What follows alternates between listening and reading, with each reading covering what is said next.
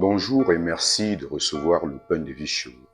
La grâce de Dieu est à l'œuvre dans nos vies, quoi que nous fassions. Et l'Esprit Saint, comme une sève, alimente nos vies. Dieu fait naître des merveilles à partir des toutes petites choses, comme la graine de moutarde. Dieu souhaite ainsi donc rassembler l'humanité en une seule fraternité. Le règne de Dieu, dont parle Jésus, est un mystère de vie en croissance, discrète mais irrésistible. C'est ainsi que Jésus compare le règne de Dieu à une semence qu'un homme jette en terre ou à une graine de moutarde. Comme personne ne s'aperçoit de comment ces semences poussent, c'est ainsi que le règne de Dieu grandit lentement mais sûrement en chacun de nous et nous ne nous apercevons pas. Jésus nous dit la façon dont le règne de Dieu qui grandit sur terre reste pour nous un grand mystère. Dans l'âme de chaque baptisé est sémée la semence de vie éternelle.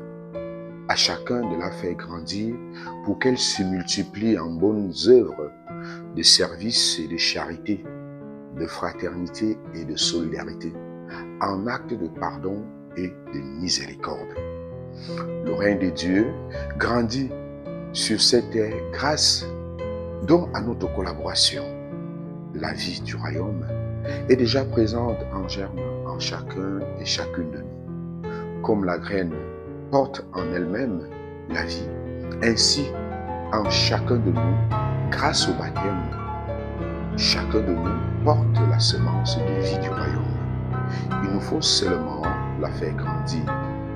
Quelles que soient les circonstances, la vie trouve son chemin vers sa finalité, porter du fruit.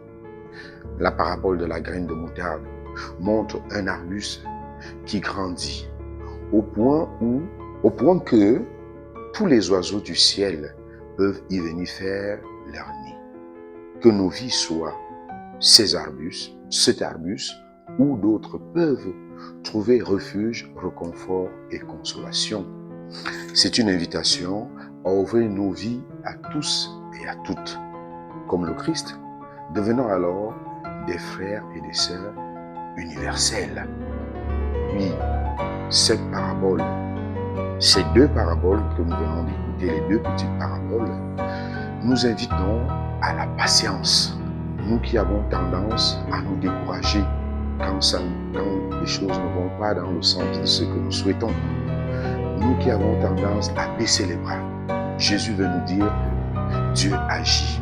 Il agit dans la profondeur de nous-mêmes, de manière discrète, même si nous ne nous rendons pas compte. Voilà donc une bonne parole pour nous aujourd'hui, une bonne nouvelle. Cessons de nous décourager, cessons de nous lamenter parce que la grâce de Dieu agit en chacun de nous. Restons tout simplement patients et confiants car Dieu est à l'œuvre dans chacune de nos vies.